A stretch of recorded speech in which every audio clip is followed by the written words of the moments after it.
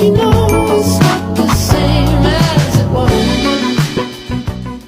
Halo guys, kali ini kita akan membahas mengenai erosi, yakni mencakup dalam erosi lahan terbuka. Nah, kira-kira apa itu erosi? Mari kita bahas dalam video ini. Nah, erosi tanah adalah suatu proses atau peristiwa hilangnya lapisan permukaan tanah atas, baik disebabkan oleh pergerakan air maupun angin. Proses erosi ini dapat menyebabkan merosotnya produktivitas tanah, daya dukung tanah, dan kualitas lingkungan hidup. Tahukah kalian, salah satu penyebab erosi tersebut ada dari sekitar kita loh. Contohnya seperti tanah yang semakin tandus akibat ulah kita dalam penebangan pepohonan secara liar. Mengapa demikian?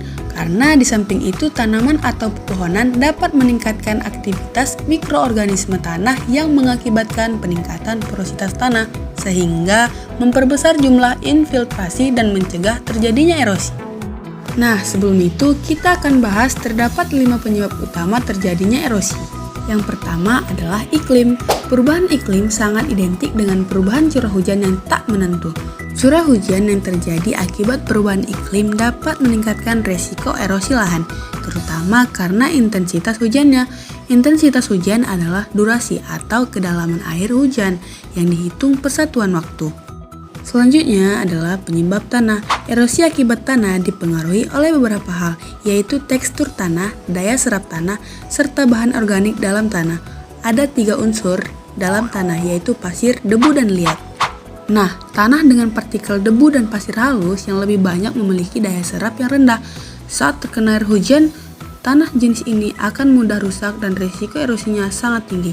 Sedangkan tanah yang didominasi liat memiliki bahan organik dan daya serap yang lebih tinggi, sehingga resiko erosi lebih kecil.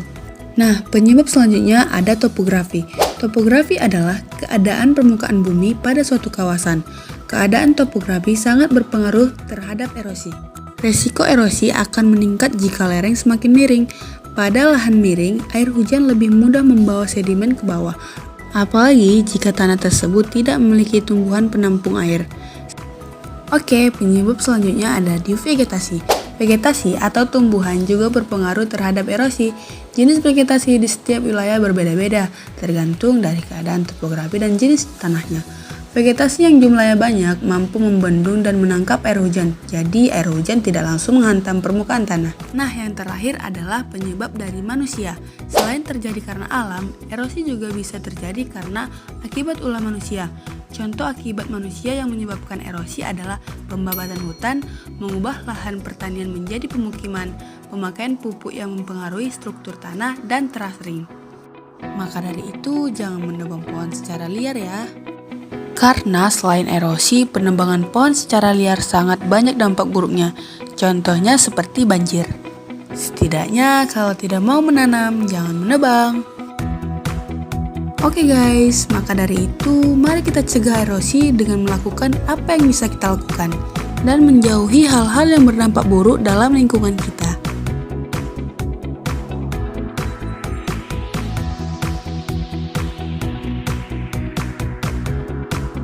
Maka dari itu mari jaga lingkungan kita, karena dari kita untuk kita kembali.